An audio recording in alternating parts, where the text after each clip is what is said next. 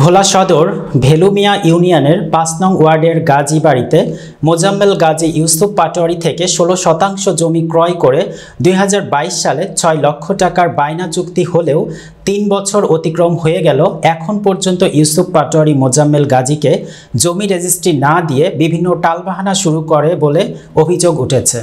এ বিষয়ে ভুক্তভোগী মোজাম্মেল গাজীর সাথে কথা বললে তিনি জানান, দীর্ঘ ৩ বছর আগে ইউসুফ পাটোয়ারি থেকে ১৬% জমি ক্রয় করি।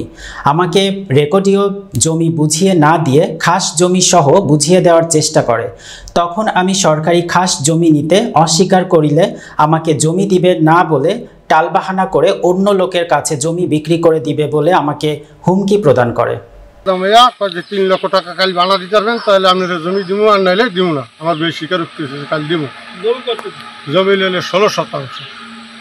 এই করার পরে এরকম মসজিদ ধরে যাওয়ার পর আমি কিছু জামিন মাদ্রাসা থাকবে, এছাড়া আমি টাকা দেব না।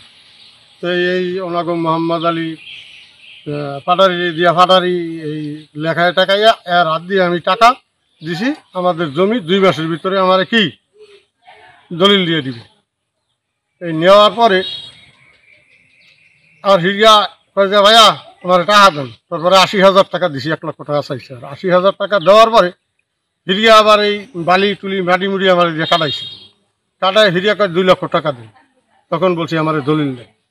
আমি টাকা দিব, তোমার দলিল দেন। আর এই বায়নাপত্রটা এর দিয়ে করাইছি মসজিদ বেসাইয়া আমিনবাদ বসে দিয়ে পুরী মাছ ধরি। আর আমার ফোন দিয়েছে আমি ভাই আপনার কি কইছে, তাই এই জমিটা বেচবে, তাই এখন এই জমিটা তো বানাবাতে দিতে হবে। আমি টাকা আছে, টাকা তো নাই, এখন মজ বেচতে হবে, মজ বেচে দিতে হবে।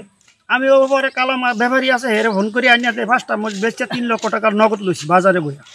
বাজারের মধ্যে বইয়া পাটারি নিয়ে এই 3 লক্ষ টাকা স্টাফ পাটারি কিছু করে বানা দিয়ে দিছে। কিছু করে বানা দেওয়ার পরে কিছু সইটই দিয়েছে, সব কিছু দিয়েছে, কইছে 2 মাস পর দলিল দিবে। 2 মাস পরে দলিল দেওয়ার কথা কাগজ নিয়ে গেছে। কাগজ নিয়ে দেয় জমিন থেকে হুদা 11%। আর জমিন এনে টেকে না, বাকিটা খাত জমি। আমি কইছি না, খাত জমি এবার দলিল করবে গেলে এটা সরকার যে কোনো সময় যারা নেহারি দিতে পারে। তা তোমার খাত জমি নেবে, তোমার যেটু রেকার্ডি আছে তুমি হেরু দাও। উনি রেকার্ডিও দেবে না, উনি খাস সরল দেবে, নাইলে দেবে না।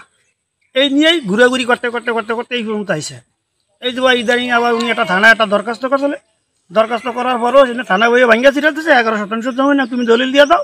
খাত জমি যে পায় হে আইয়া দখল করে ওনার তো নিবে। উনি ওই 2 মাস সময় হয়ে গেছে, এখন দেয় না। এখন কিছু হুমকি দেয়, টাকা হিরেই দেবো, বাইতেন ঘর ভাঙ্গে যেতে হইবে। এই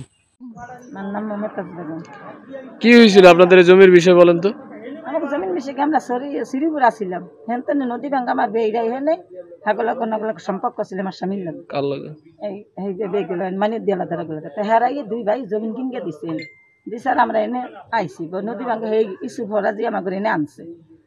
আমাকে আনগে দেখুতে মাটি মুটি কাটাইছে গেলে আমরা আসলাম।